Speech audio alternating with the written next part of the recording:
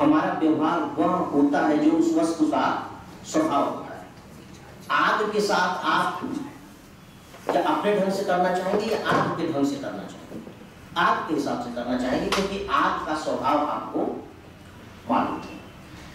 जब मैं इस पर और सोचने लगा तो मुझे लगा कि नहीं, इसी के कंटिन्यूएशन में मुझे क्राइसिस ऑफ आइडेंटिटी पर बात करनी चाहिए, और इसी पर मैं अपनी बात आप लोगों के सामने रखूंगा। मेरे दिमाग में एक बात आई कि ये जो अर्जुन की समस्या, गीता की समस्या किसकी समस्या है? अर्जुन की समस्या। अगर अर्जुन को समस्या नहीं आई होती तो गीता भी लिखी नहीं गई, कहीं नहीं गई होती। गीता लिखी नहीं गई है, गीता कहीं गई, ये कहीं नहीं जाती। तो जब अचानक मैंने अप्लाई करने की कोशिश की कि अर्जुन के सामने मूलतः वो समस्या नहीं है जिसके बारे में हम बातें करते हैं, उसका मन कमजोर हो गया था, ये कहा जाता है मुंह में आ गया था, इसीलिए वो युद्ध छोड़ करके भाग रहा था। इस पर मैं बहुत ज्यादा यकीन नहीं कर पा रहा था।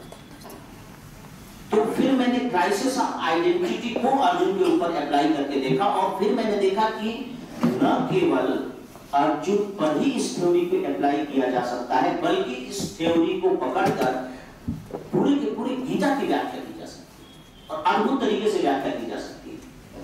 तो मैं यहाँ गीता की व्याख्या तो नहीं करूंगा, लेकिन जो अर्जुन की समस्या है उसे क्राइसिस ऑफ आइडेंटिटी से जोड़ करके फिर अपनी बात रखना चाहूंगा। और मित्रों, खासकर आप सब यहाँ यंग स्टूडेंट्स का ग्रुप यहाँ है, और मैं अर्ज करूंगा आप लोगों से कि इस क्राइसिस ऑफ आइडेंटिटी को यदि एक बार बहुत अच्छे तरीके से समझ करके आपने अपने जीवन पर लागू करना शुरू कर दिया, आप देखेंगे कि न केवल सक्सेस ही आपके पास आएगी, बल्कि जीवन की जो दूसरी किस्म की जो क्राइसिस होती हैं, जो समस्याएं होती हैं, वो भी बहुत दूर है।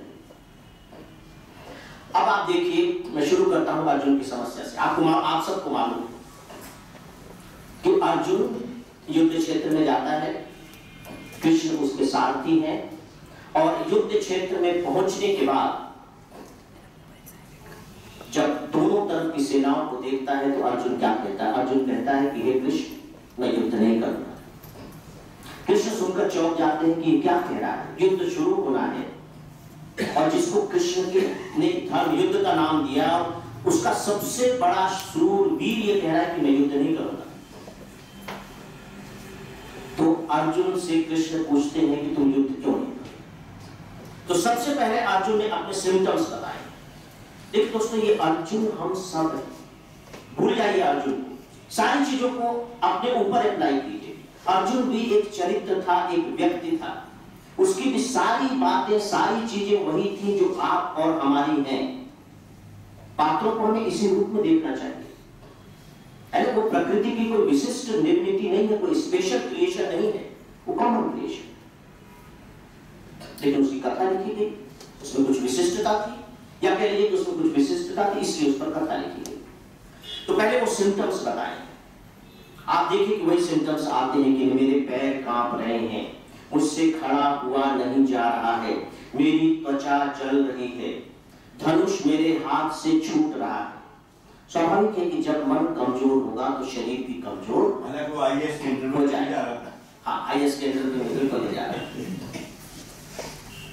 अगर मन कमजोर है तो शरीर मजबूत हो ही नहीं सकता,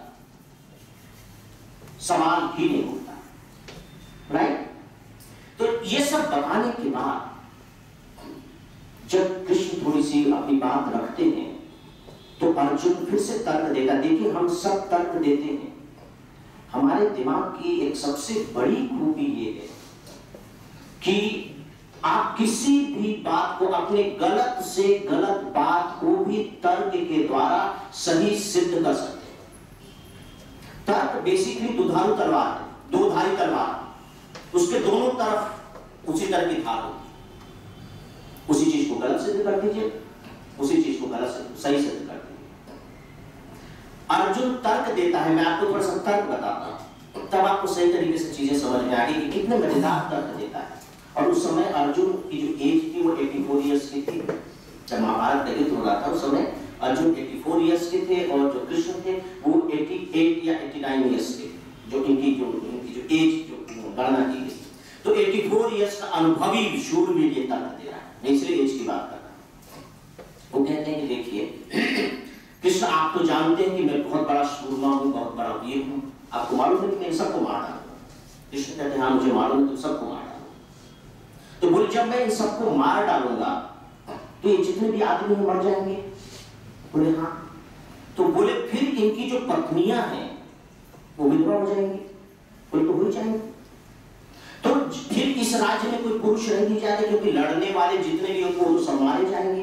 तो ऐसे राज्य पर जहां सिर्फ महिलाएं होंगी, दूसरे राज्य के लोग अटैक कर देंगे, और जब अटैक करेंगे तो वो जीत भी जाएंगे। कृष्ण बोले हाँ तो जीत ही जाएंगे, जब कोई लड़ने वाला नहीं है तो जीत भी जाएंगे।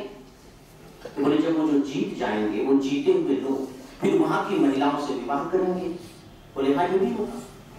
तो बोले जो महिलाओं से विवाह करेंगे तो जो बच्चे होंगे वो वर्ण संकर होंगे, मतलब अलग अलग जाति के बच्चे होंगे। वो उस समय की परंपरा के हिसाब से सोचिए। बोले हाँ वर्ण संकर बच्चे होंगे। तो बोले जो वर्ण संकर बच्चे होंगे फिर ये अपने पितरों का श्राद्ध नहीं कर सकेंगे।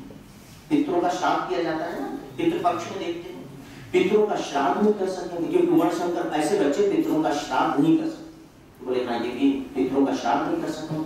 तो बोले पितरों का जब वो श्राद्ध नहीं कर सकेंगे तब पितृ नाराज होंगे? बोले हाँ पितृ नाराज हो जाएंगे। बोले जब पितृ नाराज हो जाएंगे तो इसका दोष वो किस पर डालेंगे? मेरे पर उसका दोष डालेंगे, और जब मेरे पर दोष डालेंगे तो फिर मैं नरक में जाऊंगा। तो कृष्ण नहीं,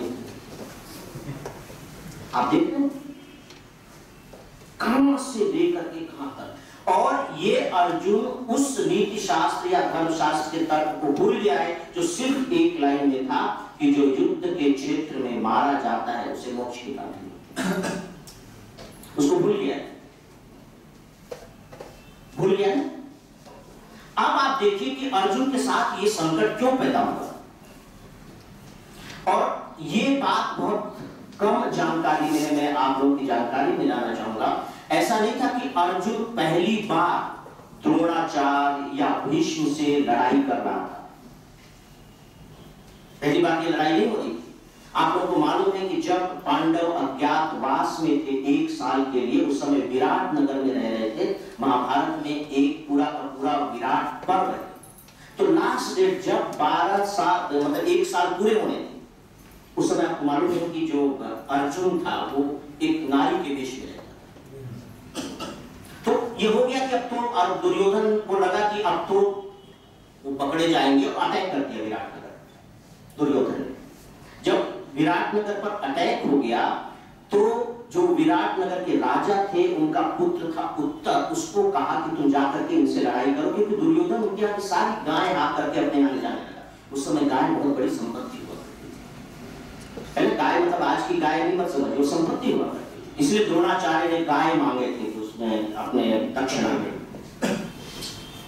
तो अब उत्तर ने कहा कि जो बेटा था कि मैं तो युद्ध नहीं करूंगा। अर्जुन सारथी है, और मजेदार बात है कि उस युद्ध में अर्जुन उत्तर से वही बातें कह रहा है जो बातें कृष्ण महाभारत के युद्ध में अर्जुन से कह रहा है। बहुत इंटरेस्टिंग। उस समय उसका द्रोणाचार्य के साथ युद्ध करता है अर्जुन। द्रोणाचार्य भाग जाते हैं, अपनी जान बचाते हैं। भीष्म पर तीर से वार करता है, 10 बार वार करता है। भीष्म मूर्छित हो जाते हैं, और भीष्म का सारथी फिर अपने रथ को भगा करके भीष्म को बचाने के लिए ले जाता है। वहां अर्जुन उनसे युद्ध करता है, और यहां कहता है कि मैं द्रोणाचार्य और भीष्म से युद्ध। ये दो अर्जुन कैसे हो गए? दो शास्त्र कैसे हो गए? दो तर्क कैसे हो गए? दो नीतियां कैसे हो गई? या कह लीजिए कि एक ही आदमी के अंदर ये दो आदमी कैसे हो गया? देखिए क्राइसिस ऑफ आइडेंटिटी यहीं से पैदा हुआ। कैसे हो गया? जो मेरा निष्कर्ष है, जो मैंने सोचा वो ये है कि देखिए अर्जुन जब युद्ध क्षेत्र में आया तो बकायदे सब तैयार होकर के आया।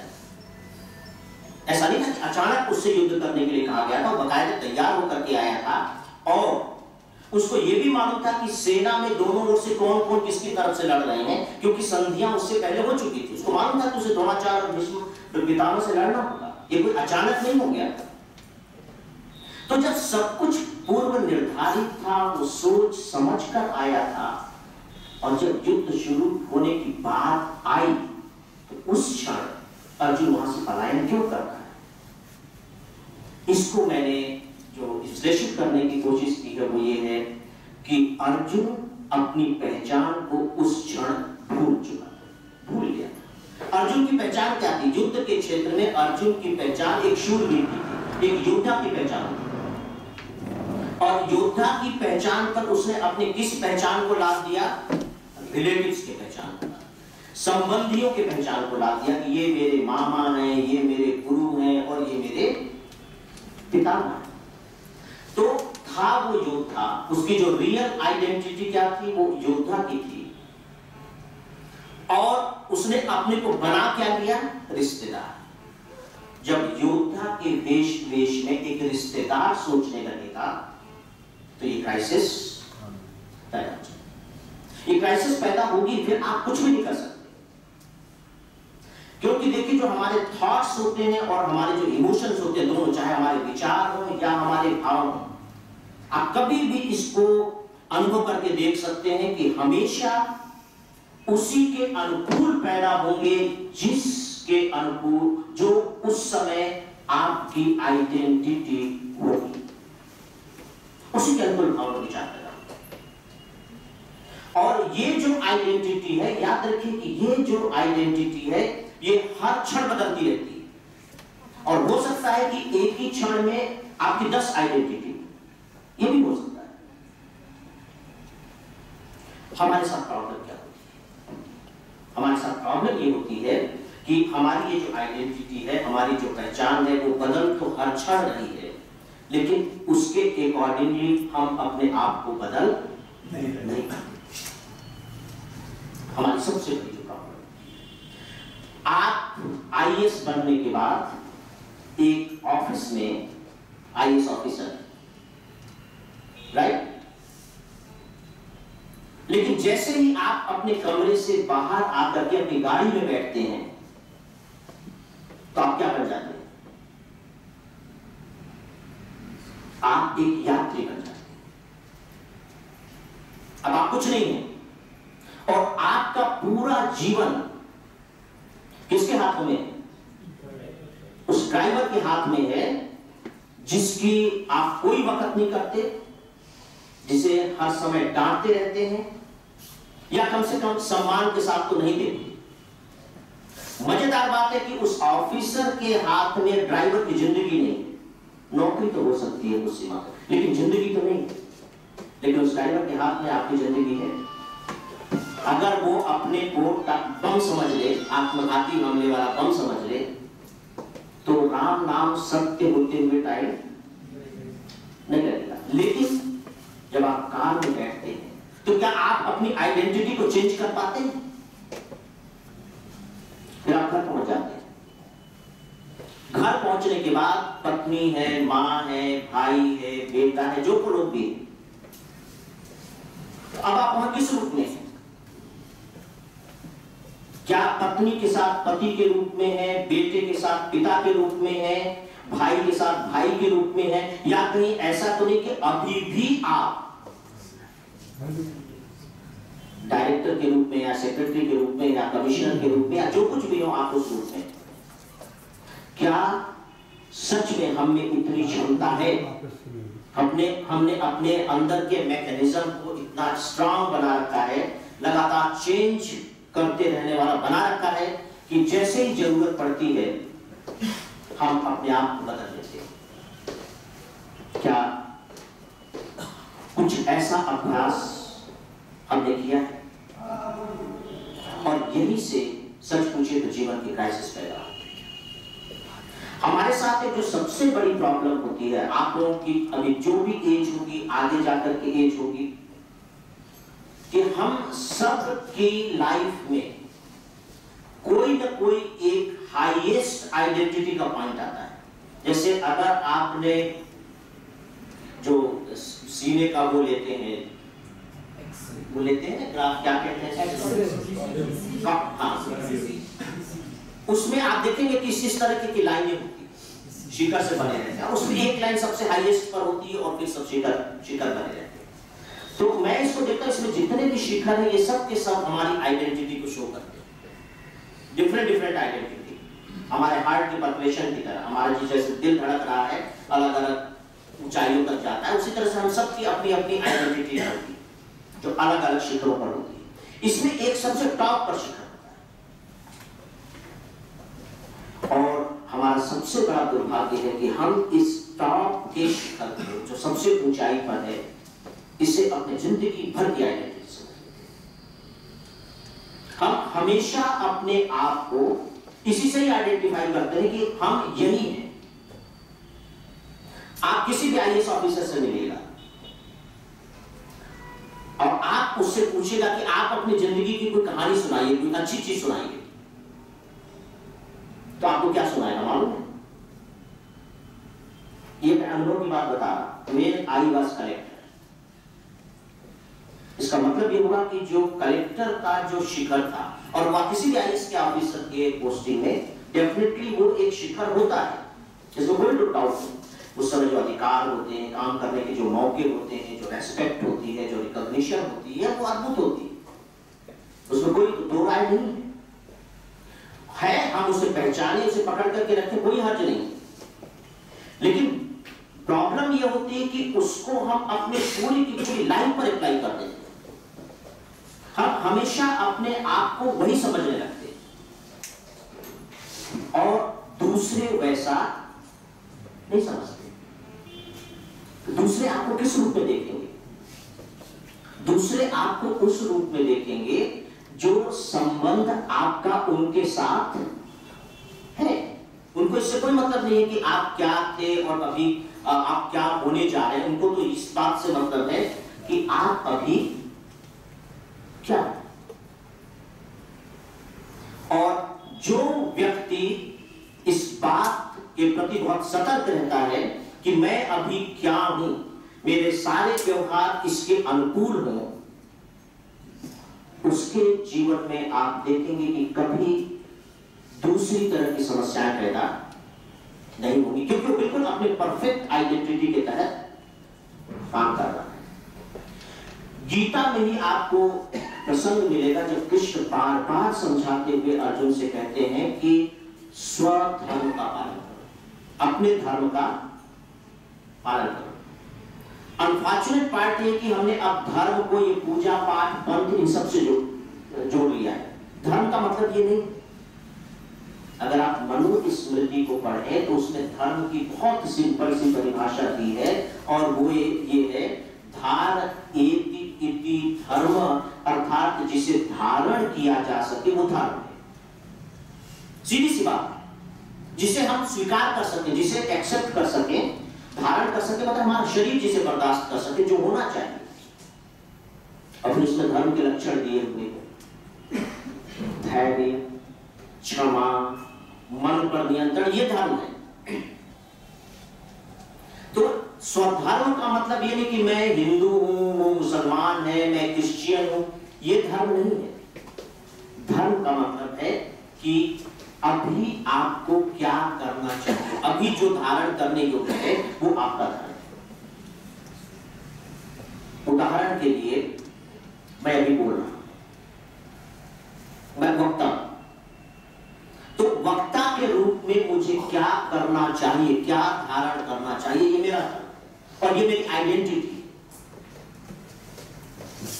श्रोता के रूप में आप, श्रोता के रूप में आपके लिए जो धारण करने योग्य है, या कह लीजिए जो आपका धर्म है, वो सिंपल सा ये है कि आप सुने। थोड़ी देर के लिए आपकी जो अपनी आइडेंटिटी है श्रोता की, उसको समीक्षक में करना, थोड़ी देर के लिए। समीक्षक इस रूप में कि सर जो कह रहे हैं वो कितना सही है यार, क्या एक फालतू की बकबक कर रहे थे, कुछ समझ नहीं। समीक्षा करने लगे, मैं जो बोल रहा हूं उसको आप एनालाइज करने लगे अंदर ही अंदर।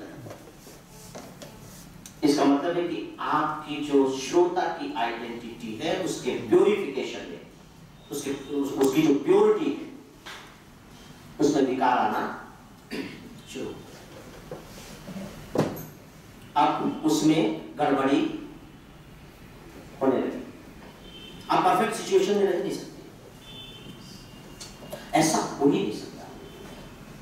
मुझे लगता है कि शायद भारत ने इसीलिए कुछ ऐसे विधान किए, जैसे आप देखेंगे कि जो पंडित महाराज जो बोलेंगे तो ऊपर आसन पर बैठे रहेंगे, बाकी लोग नीचे बैठे रहेंगे, तो शायद यही विधान है कि हर समय वो आइडेंटिटी बनी रहे, आइडेंटिटी मिक्स ना होने पाए। सामने वाले को लगता है कि नहीं ये थोड़े से ऊंचे वाले हैं तो ऊंचे पर बैठे हुए हैं और हम थोड़ा सा ये हैं, तो वो स्मृति बनी रहे। तो जितने भी अधिक आप अपनी आइडेंटिटी के पैरेलल रहेंगे, उसके समानांतर रहेंगे, आप देखेंगे कि आप जो भी काम कर रहे हैं वो उतने अधिक परफेक्ट तरीके से। इसीलिए आप देखेंगे एक बहुत इंटरेस्टिंग चीज है, जो गीता की शुरुआत होती है वो शुरुआत होती है धर्म क्षेत्रे कुरुक्षेत्रे, ये पहला शब्द है। धर्म क्षेत्रे कुरुक्षेत्रे समवेतयुत्सव माम का पांडवाश्च। इसमें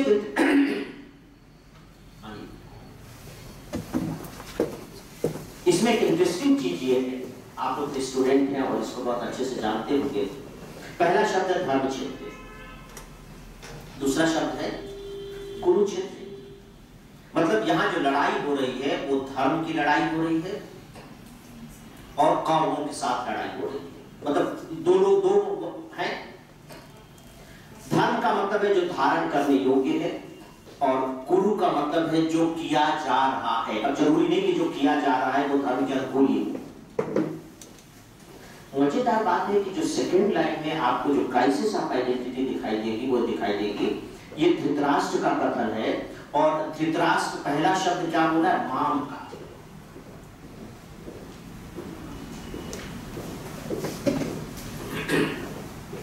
माम का मतलब मेरे, पांडवश्च और पांडव के। ऊपर की लाइन में पहला शब्द क्या है? धर्म क्षेत्र। और नीचे की लाइन में पहला शब्द क्या है? माम का।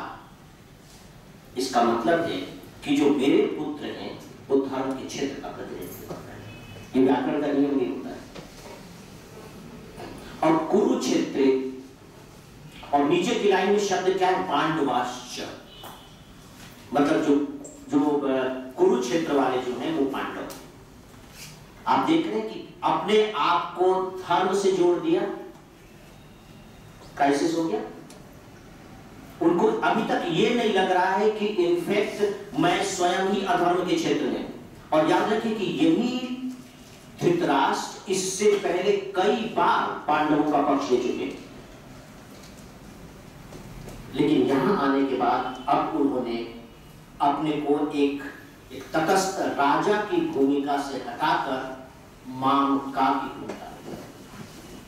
वहां तो पांडवाश्च कह रहे हैं, पांडव के पुत्र, और अपने पुत्रों को नहीं कह रहे कि कौरवों के पुत्र। उनके लिए क्या शब्द इस्तेमाल किया है?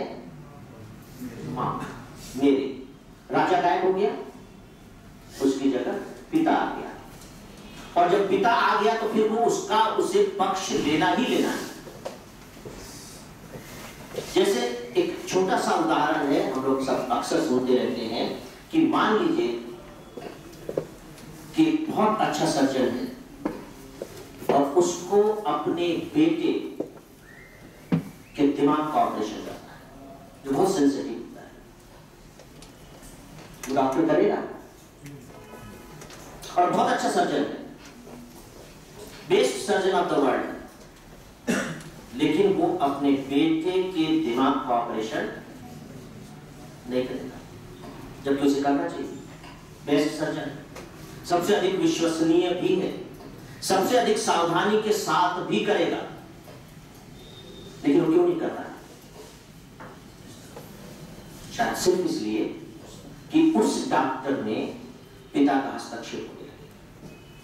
और कहीं ऐसा ना हो कि डॉक्टर में पिता इतना ज्यादा घुसपैठ कर जाए कि कुछ ऑपरेशन ही गड़बड़ हो जाए। यानी कि क्राइसिस, जरा सी भी आइडेंटिटी में क्राइसिस पैदा हुआ, चीजें कुछ न कुछ गड़बड़ हो जाएंगी, निश्चित रूप से कुछ न कुछ गड़बड़ हो जाएंगी।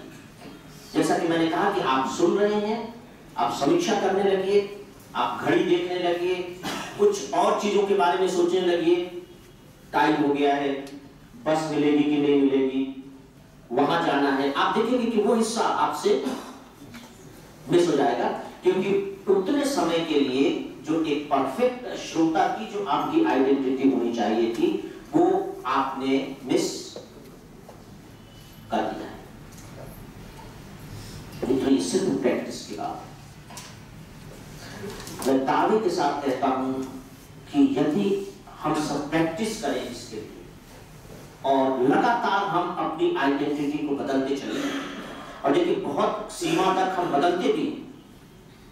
मैंने ऐसे लोगों को देखा है जो अभी तक अपनी कुर्सी पर बैठकर अपने सामने वाले को, जो सबऑर्डिनेट बेचारा किसी फाइल पर डिस्कशन करने आया था, उसको डांट रहे हैं, डांट डपट रहे हैं, लेकिन जैसे ही फोन की घंटी बजी तो उठ के बात करते हैं। समझ गए कि जिसका बहुत सामने नहीं है, केवल फोन आया। तो अब आप इसको देखिए कि क्या है, ये कौन सा मैकेनिज्म है। सामने चूंकि आपका सबऑर्डिनेट है, तो आप हैं अपने आइडेंटिटी में हैं, उसको डांट रहे हैं, वो बेचारा सुन रहा है। लेकिन जब बॉस का फोन आ गया तो आइडेंटिटी एक साथ डबल हो गई उसी के सामने। अब वो कुर्सी छोड़ करके खड़े होकर के बात कर रहे हैं, yes sir, yes sir, yes sir. तो ये मैकेनिज्म तो हमारे अंदर है। ये बात मैं इसलिए कह रहा हूं कि ये कोई ऐसी चीज नहीं है जो हमको बाहर कहीं से लानी, वो ऑलरेडी हमारे पास मौजूद है। जरूरत केवल ये है कि हम उसका इस्तेमाल कहां करते हैं और कैसे कैसे करते हैं। जो सबसे बड़ा चैलेंज है वो केवल इस बात का है, और मुझे लगता है कि ये बहुत खूबसूरत है। एक निदा फाजली साहब की गजल की 2 लाइन है, अगर मुझसे मिलना चाहो तो आकर मिलो मुझसे मेरे घर के बाहर, वो कोई और है जो मेरे घर में रहता है। क्योंकि अपने घर में मैं अपने रियल आइडेंटिटी में नहीं हूं। मेरी अगर रियल आइडेंटिटी चाहिए तो बाहर मिलेगी। तो घर का मतलब उस घर से नहीं, घर का मतलब प्रतिबंधों से, घर का मतलब सीमाओं से। तो मित्रों, कुल मिलाकर ये कि एक ही आदमी के अंदर न जाने कितने कितने आदमी रहते हैं। आप ये मत समझिए कि आप एक व्यक्ति, पता नहीं कितने व्यक्ति हमारे अंदर बैठे हुए हैं। जिस दिन आप इन अंदर बैठे हुए व्यक्तियों का इस्तेमाल उसी तरीके से करना सीख गए जिस तरीके से कठपुतली नचाने वाला आदमी उन कठपुतलियों का इस्तेमाल करना है, तो आपका खेल पूरा हो जाएगा। और मुझे लगता है कि जिन्होंने गीता का देश दिया है, अगर आप देश कहें तो कृष्ण, देखिए उनका एक नाम है नटराज। ये नाम भी शायद यही बताता है कि किस तरीके से, जैसे एक रंगमंच पर जाने वाला अभिनेता या अभिनेत्री लगातार अपनी आइडेंटिटी को बदलते रहते हैं। जब रंगमंच पर हैं तो वो कुछ हैं और बाहर कुछ और। मुझे अपने गांव का सीन याद आ रहा है अभी बात करते हुए कि हम लोग रामलीला देखने जाते थे। जब गांव में रहते थे तो बड़ा अच्छा लगता था रामलीला। तो रामलीला तो गांव में होती रहती थी, तो गांव वाले उनको फिर खाना पीना देते रहते थे। दोपहर में खाना बन रहा है, तो मेरा एक बड़ा विचित्र बड़ा मोहभंग हुआ। नहीं होता तो ज्यादा अच्छा था। वो हुआ ये कि उसमें सीता बनती थी या बनता था, जो भी है, लेकिन वहां तो बनती थी। तो घूमते घूमते हम चले के बाद शौक रहता था कि इनको देखें, हनुमान जी भी है, रावण भी है। तो जब मैं देखने गया तो जब मैंने देखा कि सीता जी बीड़ी पी रहे, जो सीता बनते थे वो बीड़ी पी रहे थे। तो ऐसा मोह भंग हुआ, ऐसा मोह भंग हुआ। इसके बाद उस पात्र से जुड़ना, उसके बाद उस पात्र से जुड़ना मुश्किल हो। सोच के देखिए, गांव में तो बहुत बीड़ी पीते रहते, जिसको देखो वही फूंकता रहता है। उनको देखने के बाद तो मोह भंग नहीं हुआ। यहां क्यों भंग हो गया? क्योंकि मैंने अपने दिमाग में उस व्यक्ति की, उस चरित्र की आइडेंटिटी सीता की, और सीता की जो आइडेंटिटी मेरे दिमाग में हो बहुत आदर्श चरित्र के रूप में, और उसका जो कुरुक्षेत्र हो रहा है, वो जो कर रहा है, वो उस आदर्श से मेल नहीं खा रहा है। आपने देखा सारा कुछ भीतर हो गया, सारा फैब्रिकेशन गायब हो गया। कृष्ण की विशेषता ये, कृष्ण तो बहुत अद्भुत पात्र है, मतलब न भूतो न भविष्य की। कृष्ण हमेशा अपने परफेक्ट आइडेंटिटी में रहते हैं। आप कृष्ण के निरंतर होते हुए परिवर्तनों को जोड़िए। कृष्ण तो हमेशा छोड़ते चले गए, पैदा हुए, उस जगह को छोड़ा, खेले कूदे, जेल को छोड़ने के बाद गोकुल चले गए, खेले कूदे छोड़ करके मथुरा आ गए, मथुरा भी छोड़ दिया, द्वारका चले, छोड़ते चले जा रहे हैं। और मजेदार बात है कि जब वो छोड़ते चले जा रहे हैं तो अपने साथ कुछ लेकर नहीं जा रहे हैं। जब छोड़ते हैं तो पूरी तरह से छोड़ते हैं, और जब एक्सेप्ट करते हैं तो पूरी तरह से एक्सेप्ट भी करते हैं कि अर्जुन कोई बात नहीं, तुम मुझसे उम्र में 4 साल छोटे, कोई फर्क नहीं पड़ता है, लेकिन तुम मेरी सखी के पति हो। जो द्रौपदी थी वो कृष्ण की सखी थी, संबोधन है महाभारत में। तो मैं तुम्हारे ड्राइवरी का काम भी करता हूं। और जब वो सारथी बनकर के रथ हाँकते हैं तो पूरी तरह से विशुद्ध रूप से ड्राइवर ही है। वहां वो नहीं कहते कुछ और कि हाँ तुम मुझे आदेश दो। और आदेश कैसे दिया जाता था मालूम है कि सारथियों को बोल करके आदेश नहीं दिया जाता, क्योंकि बोलने से तो ध्यान भंग होगा। अपने पैर के अंगूठे से जो सारथी होता है उसकी कमर को पोंछा जाता है, और उसके दबाव से, पोंछने के डायरेक्शन से सारथी समझता था कि उसको रथ किधर ले जाना है। इसका मतलब है कि द्वारकाधीश, उस समय कृष्ण राजा हो चुके थे, द्वारकाधीश को अपने से 4 साल उम्र में बड़े व्यक्ति को अर्जुन अपने पैर के अंगूठे से पोंछ रहा है, और कृष्ण को कोई फर्क नहीं पड़ता। भगवान भी है, द्वारकाधीश भी है, फिलॉसफर भी है, युद्ध के पूरी तरह से नियंता भी है, एडवाइजर भी है, लेकिन जब वो सारथी है तो परफेक्ट 100% सारथी। वहां फिर न उम्र का ख्याल है और न राजा होने का ख्याल है, ये कृष्ण। तो इनको गोपियों को छोड़ा तो छोड़ दिया, गोपियां नहीं छोड़ पाई कृष्ण को, लेकिन कृष्ण ने छोड़ा तो छोड़ दिया। ये जो कृष्ण की विशेषता है कि कृष्ण जहां भी है, जिस रूप में भी है, 100% है। वहां कोई मिक्सअप नहीं है, कोई कॉकटेल की थ्योरी नहीं है कि थोड़ा सा ये और थोड़ा सा ये। हम दोस्तों फंसते वही हैं जहां थोड़ा सा ये और थोड़ा सा वो की बात। एक होम सेक्रेटरी के रूप में, एक होम सेक्रेटरी की सबसे बड़ी जिम्मेदारी है कि वो लॉ एंड ऑर्डर की सिचुएशन को देखे और कानून का पालन करे।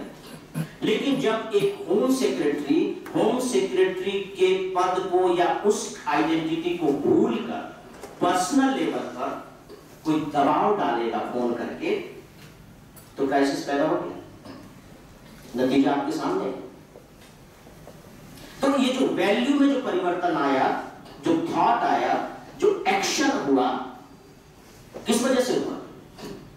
सिर्फ इस वजह से हुआ कि उस समय वो होम सेक्रेटरी ना होकर के अर्जुन की तरह संबंधी बन, चाहे वो पहचान करे संबंधी क्यों, और वही प्रॉब्लम खड़ी हो गई। संबंधी के रूप में फोन करते तो शायद कोई दिक्कत नहीं होती, लेकिन संबंधी के रूप में फोन करने का अर्थ क्या होता? अर्थ होता कि अर्थ किसका है? अर्थ व्यक्ति का नहीं है, व्यक्ति के नाम का नहीं है, व्यक्ति के संबंधों का भी नहीं है। अर्थ उस पद का है जिस पद पर बैठ करके फोन किया जा रहा है, तो ये रियल आइडेंटिटी है। लेकिन जो एक्शन हो रहा है वो रियल आइडेंटिटी के गलत तरीके से हो रहा है।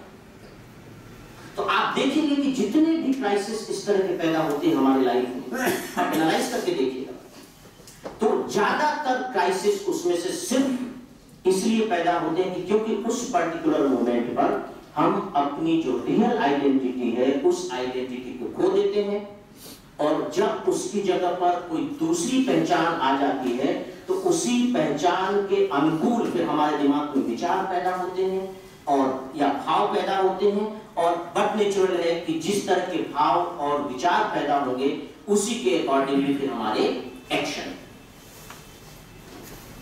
और वही हम उसमें पूरी तरह से फंस जाते हैं। तो मित्रों, मैं समझता हूं कि मैंने मुझे जो इंपॉर्टेंट बातें इस बारे में आप लोगों से शेयर करनी थी वो मैंने रखने की कोशिश की है। मैं ये अनुरोध आप लोगों से जरूर करूंगा कि जब भी आप लोगों के सामने इस तरह की समस्याएं आए, चाहे अपने जीवन की या दूसरे के जीवन की, या जब घटनाएं आए, तो प्लीज थोड़ा सा इसको अप्लाई करने की कोशिश कीजिए कि ये संकट जो आया है, ये इसमें क्राइसिस ऑफ आइडेंटिटी का कितना कंट्रीब्यूशन, कितना रोल है। आप धीरे धीरे देखेंगे कि आपको लगने लगेगा कि नहीं, सबसे बड़ा जो कारण है वो क्राइसिस ऑफ आइडेंटिटी का है, और फिर आप एक ऐसी स्थिति में पहुंच जाएंगे कि अपनी आइडेंटिटी के हिसाब से जीना शुरू कर दें। अगर आप परफेक्ट आइडेंटिटी में रहेंगे तो पक्का जानिए कि आपके डिसीजन कभी गलत नहीं हो सकते, और अगर डिसीजन गलत नहीं होंगे तो एक्शन तो कभी गलत होते नहीं। एक्शन गलत नहीं होते क्योंकि आप एक्शन से पहले डिसीजन लेते हैं। कोई भी एक्शन बिना डिसीजन तो हो ही नहीं सकता। एक्शन क्योंकि डिसीजन गलत होते हैं तो स्वाभाविक है कि एक्शन भी गलत होगी। तो इसको आप लोग प्लीज वॉच करें, एनालाइज करें, देखें, और मुझे लगता है कि आपको इसमें खूब मजा आएगा। ये जीवन का जो खेल है, ये जो शतरंज है, जब आप इस शतरंज की बिसात पर इन सब चीजों को रखेंगे, एक जगह दो जगह अपनी घूमने चलेंगे, तब आप समझने लगेंगे कि इस पूरे के पूरे विश्व को रंगमंच क्यों कहा गया है, उसके पीछे क्या कारण है। और जब आपको जिस दिन यकीन हो जाएगा कि सच में ये विश्व रंगमंच है, तो फिर अपने को नेता मानने में क्या हर्ज है। लेकिन मुश्किल तब होती है जब हम दिलीप कुमार की तरह एक फिल्म करने के बाद हमेशा हमेशा के लिए अपने को फिर देवदास समझ लेना, उस मानसिकता से निकल प्रॉब्लम वहां होती है। तो मित्रों, इसी के साथ मैं अब अपनी बात यही खत्म करता हूँ। आप लोगों के अगर प्रश्न हो तो आप लोग पूछ सकते हैं। 5-10 मिनट हम लोग प्रश्न के लिए रखेंगे, और इसके बाद फिर आप लोगों में से जो अपनी बात शेयर करना चाहे, अपने अनुभव शेयर करना चाहे, वो अपनी बात रखेंगे। कोई प्रश्न हो तो आप बन सकते हैं, आलोचक बन सकते हैं। हाँ, अब आप आलोचक की भूमिका में आते हैं। बिल्कुल, आइडेंटिटी हैज टोटली चेंज, पूरी तरह से आइडेंटिटी। सर, इंसान पहचान पाने की लालसा तो रखता है, सारा जीवन क्यों नहीं जी सकता, हमेशा कुछ ना कुछ बनने की, मैं ये बनूं, ये पहचान पाने की लालसा क्यों होती है इंसान की? नहीं, मैं जो बात कर रहा हूँ वो हमारी सबकी पहचान है। वो जो पहचान पाने की, वो तो फिर पद की बात हो गई। हम सबकी पहचान है। तुम किसी के बेटे हो, बेटे की पहचान हो ना, किसी के बेटे, किसी के भाई हो, किसी के दोस्त हो, किसी के पड़ोसी हो, तो ये तुम्हारी पहचान है, ये रियल पहचान है जो समाज ने, प्रकृति ने हमको दी है। जो तुम जो बात कर रहे हो वो तो ये कि मैं कलेक्टर बन जाऊं और मैं अफसर बन जाऊं और मैं उद्योगपति बन जाऊं, है ना, वो एक अलग पहचान है। मैं जो पहचान की बात कर रहा हूँ वो इस तरह की पहचान की बात कर रहा हूँ। जो तुमने प्रश्न किया कि ये लालसा मन में क्यों होती है, अच्छी लालसा होनी चाहिए, इसी के तहत हम आगे बढ़ते हैं। दिक्कत लालसा में नहीं, दिक्कत उस लालसा को पूरा न करने के लिए जो किया जाना चाहिए उसको न करने दें। अच्छी बात है। कृष्ण की मैंने बात की, गाय चराने वाला, अगर आज की भाषा में हम बात करें तो एक चरवाहा राजा बनता है। कैरियर का ग्राफ देखिए उनका, तो हम सब में तो कोई चरवाहा नहीं होगा, हमारे सामने तो बहुत संभावनाएं हैं, लेकिन कृष्ण ने किया, उसके लिए जो किया जाना चाहिए था वो किया। प्रॉब्लम ये होती है कि हम करते नहीं है, केवल इच्छाएं करते हैं, उससे हम फंस जाते हैं, डिप्रेशन आ जाएगा, झुंझलाहट होने लगेगी, तो उस तरह की प्रॉब्लम्स क्रिएट होती है। सर एक प्रश्न और जी। सीता जी को अभिनय करते हुए जब आपने देखा तो आपने उनको सीता के रूप में एक्सेप्ट किया जी, लेकिन जब वो अभिनेता के रूप में न होकर एक सामान्य व्यक्ति के रूप में बीड़ी पी रही थी तो उस समय आपने उनको एक्सेप्ट नहीं किया, तो ये एक्सेप्टेंस का दोष क्या है? क्योंकि वहाँ उनकी पहचान थी सीता की, तो आपको उसको वो एक्सेप्ट करना था। हाँ। अब यहाँ पर उनकी पहचान क्या थी? एक साधारण व्यक्ति, गांव ग्रामीण व्यक्ति की। तो ऐसा क्यों होता है कि हम अरुण गोविल को अगर राम के रूप में देखते हैं और किसी फील्ड में उसको रैपिस्ट के रूप में देखते हैं, तो हम उसको एक्सेप्ट क्यों नहीं पहचान कर पाते? आप मेरी ही बात को, वही तो हमारे सामने संकट है, वही संकट मैंने, वो तो अपना संकट बताया, उनका कोई संकट नहीं। वो जो संकट है उनके सामने कोई संकट, वो तो अपने मस्त है, ठीक है, सीता रोल किया, बात खत्म हो गई। हाँ, वो उनका संकट नहीं, जो संकट है वो मेरा संकट है, वो हम लोगों का संकट, अरुण गोविल का संकट नहीं है। तो हमको अपने इसी संकट को समझना होगा, क्योंकि देखिए जो आपने बहुत अच्छा प्रश्न किया, इसी में मैं एक बात और ऐड कर दूं, वो ये कि ऐसा नहीं है कि हम केवल अपनी ही आइडेंटिटी के साथ गड़बड़ करते हैं, हम सामने वाले की भी आइडेंटिटी के साथ भी गड़बड़ करते हैं। हम सामने वाले को परफेक्ट आइडेंटिटी में कहां समझ पाते हैं? हम उसके ऊपर अपना आरोपित करते हैं, प्रक्षेपित करते हैं। मान लीजिए कि अगर जैसे एक आइडेंटिटी बताइए कि एक आदमी जीन्स पहने हुए है, ऊपर रंगीन टी शर्ट पहने हुए है, यहां बकायदे रुमाल लगाए हुए है और काले रंग का बड़ा बड़ा चश्मा लगाए हुए है, और वो कहें कि भैया मैं तो महंत, अब क्या होगा? हो गया ना क्राइसिस, क्योंकि आपका दिमाग एक्सेप्ट नहीं करेगा, क्योंकि हमारे दिमाग में एक महंत की एक छवि बनी हुई है कि धोती पहनेगा, केसरिया रंग का लबादा होगा, है ना। तो ये हमारे साथ प्रॉब्लम है, जबकि ड्रेस का उनकी जो आध्यात्मिक शक्ति होगी या जो ज्ञान होगा उससे कोई लेना देना नहीं है। तो यही क्राइसिस ऑफ आइडेंटिटी। तो हम दूसरे को भी उस तरीके से नहीं समझ पाते। जैसे आप मान लीजिए ट्रेन में सफर कर रहे हैं, आपके बगल में 2-3 लोग बैठे हुए हैं, तो पता लगा कि आप ऐसे ही इग्नोर कर रहे हैं, लेकिन पता लग जाए कि ये तो बहुत बड़ा अफसर है, तो पहले तो आप धक्का मार रहे थे, उधर सड़क, अब आप सड़क रहे थे, तुम आराम से बैठ जाए, है ना। तो ये समझ, क्योंकि हम अपनी चीजों को आरोपित करते हैं, दूसरे की भी आइडेंटिटी हम सही तरीके से नहीं ले पाते। तो वो मेरी प्रॉब्लम थी, वो उनकी प्रॉब्लम नहीं थी। बहुत अच्छा क्वेश्चन आपने किया। सर मेरा क्वेश्चन है, हाँ। जिस प्रकार आपने बताया कि बॉस अपने जूनियर को डांट रहा था, तभी बॉस का फोन आ गया और वो अपनी आइडेंटिटी भूलकर खड़े होकर यस सर करने लगे। वही conditions suppose that student life में हमने टारगेट बनाया है कि हम आज पढ़ेंगे, ये मेरा कोर्स है, इसको इतने दिन में कंप्लीट करना है, और एकाएक मतलब कि मैं साइलेंट मोड में अपना सेल फोन किया हूँ, लेकिन इमोशनल मैसेज आ रहे हैं कि मित्र का आ रहा है कि मेरे लिए रूम तलाशी, हम काफ़ी परेशान हैं। तो मतलब कि ये समझ में नहीं आता कि मैं सोचता हूँ कि अगर मेरा मित्र, अगर उसको मैं बुलाता हूँ अपने रूम पर, उसको 1-2 दिन के लिए रखता हूँ, उसके बाद मैं रूम की उसके लिए रूम तलाश करता हूँ, तो मेरा करीब बहुत ज़्यादा समय इन्वेस्ट होगा। तो क्या मेरी आइडेंटिटी में स्टूडेंट अध्ययन करने की है, इस अध्ययन के समय मैं अपने मित्र को समय देना उचित होगा या अनुचित होगा? फिर बाद में मैं सोचता हूँ कि यदि मैं अगर देता नहीं तो मेरी मन की जो शांति है वो भंग हो जाएगी। देखो, पहली तो बात है कि ये जो तुम्हारा क्वेश्चन है आइडेंटिटी से उतना रिलेटेड नहीं जितना टाइम मैनेजमेंट से रिलेटेड। पहली बात। दूसरी चीज, ये बहुत छोटी छोटी चीजें लाइफ की होती है, ये व्यवहारिक चीजें होती है। जब तुम पढ़ रहे हो इसको अच्छे से, जब तुम पढ़ रहे हो उस समय तुम्हारे स्टूडेंट की आइडेंटिटी है, लेकिन जब तुम दोस्त का मैसेज पढ़ रहे हो तब तुम्हारी फ्रेंड की आइडेंटिटी, जब तुम उसकी मदद कर रहे हो तो फ्रेंड को मदद करने वाले की आइडेंटिटी होगी। मैं उसकी बात कर रहा हूं, है ना। थोड़ी देर में 3 आइडेंटिटी हो गई तुम्हारी, देखते देखते। तो जब मदद कर रहे हो तो फिर पूरी तरह से मदद में लग जाओ, फिर ये मत हो कि हाय मैं तो पढ़ रहा होता। प्रॉब्लम इसकी है जो मैं बात कर रहा हूं। और जब पढ़ रहे हो तो लग रहा है कि हाय देखो मैंने उसकी मदद डिसीजन लिया कि मदद करो तो मदद करो, फिर मदद करने वाले की आइडेंटिटी में आ जाए। उसमें स्टूडेंट और फ्रेंड दोनों को उसमें शामिल हचपच मत करो, क्योंकि ना तो फिर मदद करने वाला काम अच्छे से हो पाएगा और ना पढ़ने वाला काम अच्छे से हो पाएगा। इसकी बात है। तो सर डिसीजन उचित तरीके से किस प्रकार लें कि मतलब कि मुझे पढ़ना ही चाहिए या नहीं, डिसीजन ये तो बड़ी छोटा सा डिसीजन है यार, इसमें क्या है, इसमें क्या है? कर तो बेचारे की मदद, थोड़ा सा रात में 2 घंटे ज्यादा पड़ जाए, सुबह 2 घंटे जल्दी उठ जाओ, उसमें क्या दिक्कत है?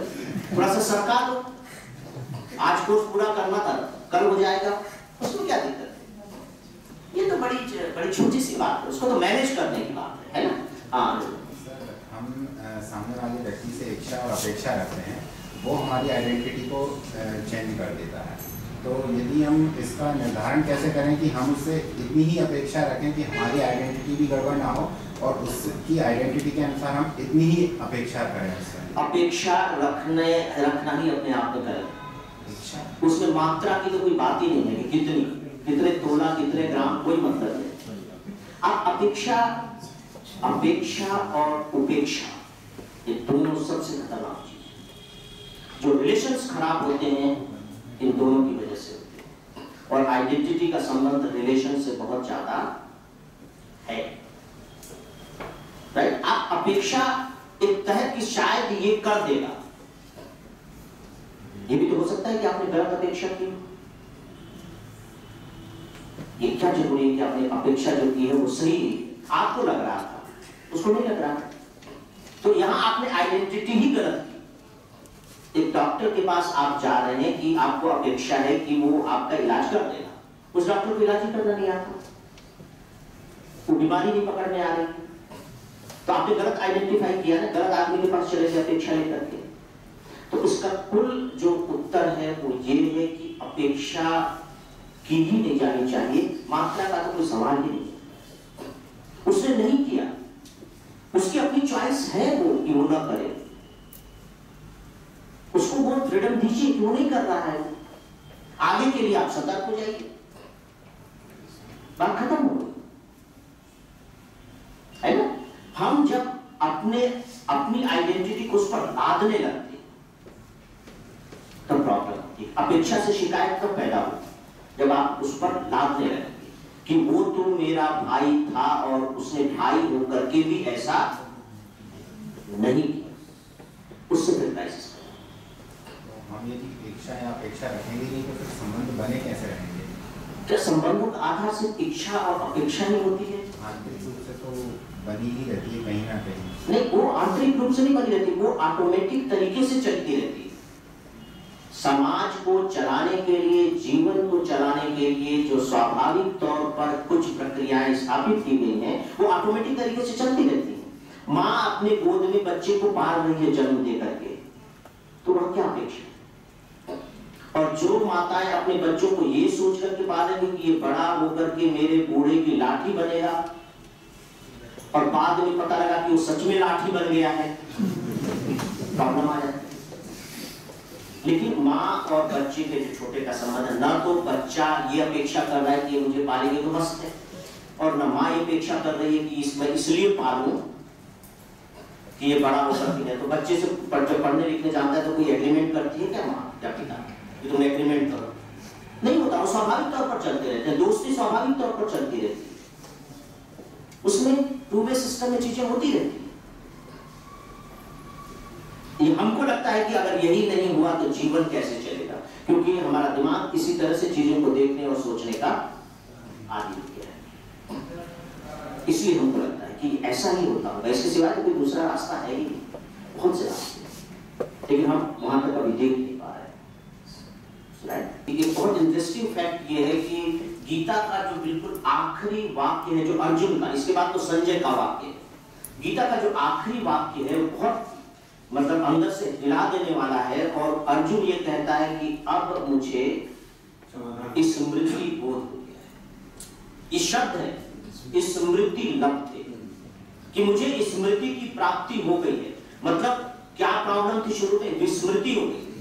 तो विस्मृति किस चीज को हो गई? किस चीज को मैं भूल गया था? मैं ये भूल गया था कि मैं क्या हूं। अब मैं समझ गया हूं कि मैं क्या हूं, मेरी समस्या खत्म। अंतिम शब्द स्मृति लब्धे प्राप्त हो गई है, और अब मैं आपके वचनों के अनुसार ही कर्म करूंगा। और कृष्ण का वचन क्या था कि तुम युद्ध कर।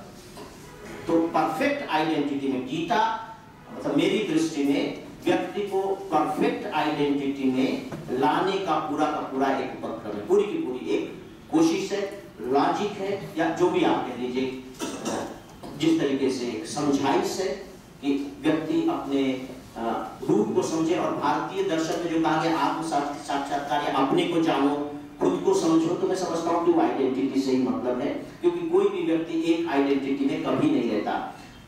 जो अश्वत्थामा था उसकी सबसे बड़ी शिकायत द्रोणाचार्य से यही रही कि आपने अर्जुन को सिखाया, मुझे नहीं सिखाया। अर्जुन आपका प्रिय शिष्य रहा, मैं प्रिय शिष्य नहीं रहा। द्रोणाचार्य ने क्या उत्तर दिया था कि तुम मेरे बेटे हो, प्रिय शिष्य बन ही नहीं सकते, क्योंकि तुम मुझे गुरु के रूप में स्वीकार ही नहीं कर पाते। हमेशा पिता बेटे का जो संबंध है तो क्राइसिस ऑफ आइडेंटिटी बना रहता है, तो तुम वो परफेक्ट शिष्य मेरे हो ही नहीं सकते थे। तो हर जगह आप देखेंगे तो बहुत जगह आपको इसका एप्लीकेशन मिलने लगेगा। जब आपके झगड़े हो जाते हैं किसी से, आजकल तो मोबाइल फोन है, रिकॉर्ड कर लीजिए जब झगड़ा हो रहा हो, और फिर जाकर के बैठ के देखिए उसने क्या कहा, आपने क्या कहा, क्यों कहा, कैसे कहा, क्या कहा जाना चाहिए था। तो सब पता लगेगा कि सब के सब उस समय अपनी आइडेंटिटी को खो चुके थे और किसी दूसरे आइडेंटिटी में आ गए थे। अब वो चाहे किसी की भी आइडेंटिटी, उसने मामले को इतना ज्यादा बढ़ा दिया। बड़ा इंटरेस्टिंग लगेगा आपको। एक चीज और कहना चाहूँगी सर, ये गरीबों की प्रॉब्लम मतलब बड़ी हो तो उनसे सर कैसे मतलब बचा जाए और अपने टारगेट लक्ष्य के साथ। बड़ी प्रॉब्लम होती है ऑब्स्ट्रैक्ट चीजों के जवाब दे पाना। घरेलू प्रॉब्लम एक ऑब्स्ट्रैक्ट है, हमें किस तरीके की प्रॉब्लम है। मुझे ये बताइए आपको प्रॉब्लम से बचना क्यों चाहिए, या प्रॉब्लम विहीन जीवन जीना क्यों चाहते? क्या वो एग्जिस्ट करता है? कोई भी ऐसा जीवन जिसमें प्रॉब्लम नहीं होगी क्या अस्तित्व में आ सकता है, हो सकता है? या कोई भी किसी का जीवन बताइए, फिल्म में, उपन्यास में, कथा कहानियों में, जिसके जीवन में कोई प्रॉब्लम ना रही। तो पहला तो यही एक मिथक है कि अगर हमारे जीवन में कोई प्रॉब्लम नहीं होगी तो हमारा जीवन सुखी होगा। मैं दावे के साथ कह सकता हूं कि प्रॉब्लम का न होना एक सबसे बड़ी प्रॉब्लम बन जाएगी, है ना? जीवन में प्रॉब्लम रहेंगी, you should know how to handle. आपको मालूम होना चाहिए कि इनको आप हैंडल कैसे करें।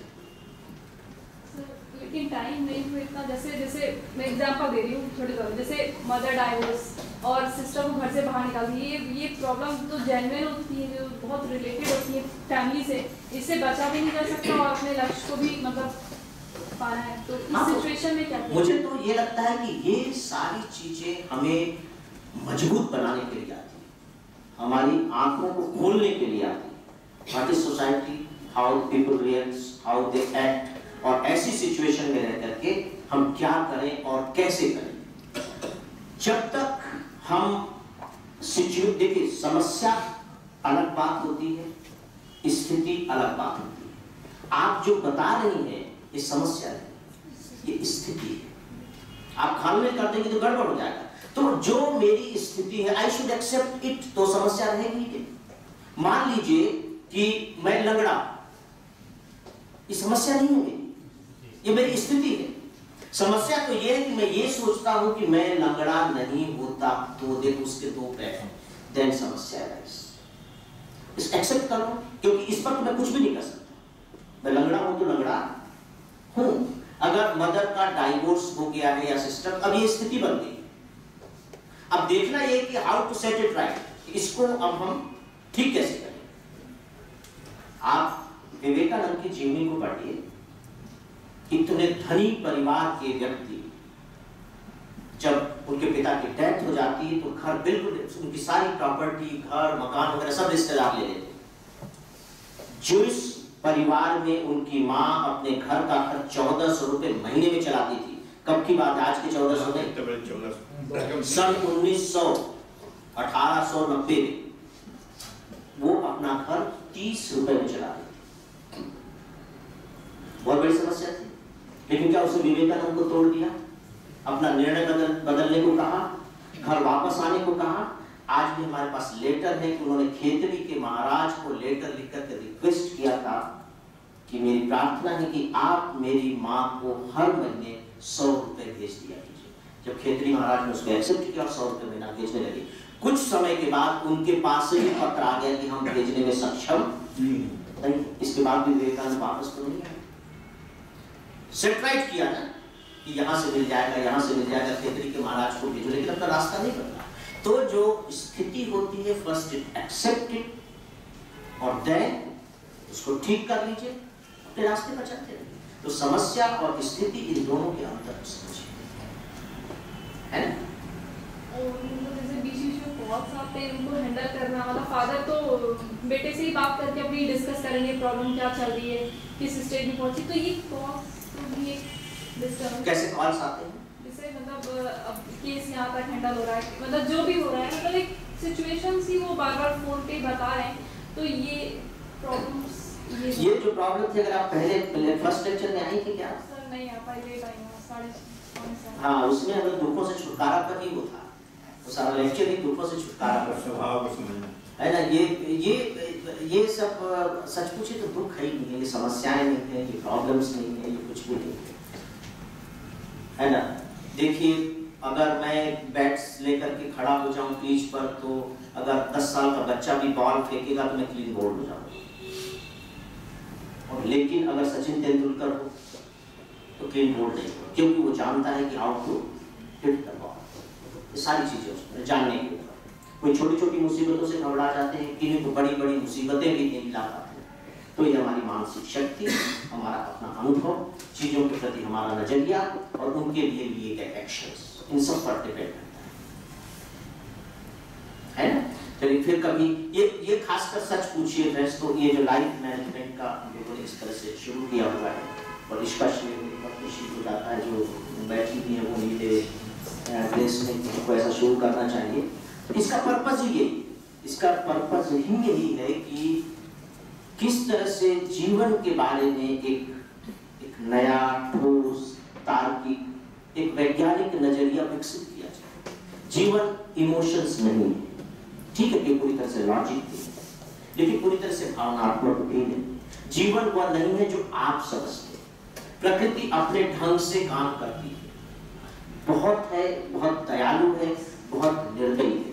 प्रकृति न तो कभी कोई भूल करती है, और अगर आपने उसके साथ कुछ खिलवाड़ कर दिया तो प्रकृति कभी भूलती भी नहीं, न भूल करती है न भूलती है। जो प्रकृति को इस रूप में देखता है वो फिर एक्शन सीख जाता है।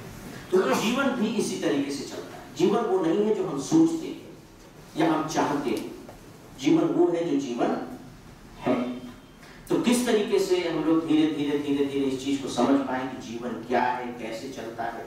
जिस दिन इस खेल को समझ जाएंगे, मुझे लगता है कि जीवन बहुत आसान हो जाएगा। पिछले बार मैंने ये कहा था कि जीवन दुख पूर्ण है ही नहीं, जीवन हमारा सुखों से ही बना है। कितने दुखों को हम बर्दाश्त कर सकते हैं? क्या सच में हमारी ताकत है कि हम रात दिन दुखों को बर्दाश्त करते हैं? 1 घंटा सिर दर्द हो जाता है तो जान निकलने लगती है, तो जिंदगी भर हम सिर दर्द को बर्दाश्त करते चले जाए, पॉसिबल ही नहीं है। लेकिन उन सुख के क्षणों में बीच में कोई एक समस्या आ जाती है तो उसको इतना मैग्नीफाई करके देखते हैं, माइक्रोस्कोप से देखने लगते हैं, लगता है कि हमारे कद से भी बड़ा है, तो उसके कद को बड़ा कर देते हैं और अपने कद को छोटा कर देते हैं। समस्या कई गुना ज्यादा बढ़ जाती है। तो किस तरह से एक नजरिया विकसित किया जाए, एक मानसिक ताकत विकसित की जाए। सच पूछे तो इस तरह की बातचीत का यही उद्देश्य है। और ये तो है कि 1 दिन की बात नहीं होती, 2 दिन की बात नहीं होती। ये तो एक लंबी प्रोसेस है, लंबी प्रक्रिया है जो निरंतर चलती रहनी चाहिए। जैसे कि गमले में चाहे आप कितना भी खूबसूरत पेड़ पौधा लगा दें, कितना भी मजबूत पौधा लगा दें, लेकिन अगर पानी नहीं देंगे तो वो सूखने के लिए आवश्यक होगा। हमारा दिमाग भी होता है, अगर हमारे पेट को भोजन चाहिए तो हमारे दिमाग को भी भोजन चाहिए। और ये लगभग मैं समझता हूँ कि एक दिमाग को भोजन देने की सिचुएशन नथिंग, एक छोटा सा प्रयास है, प्रयास है। Thank you.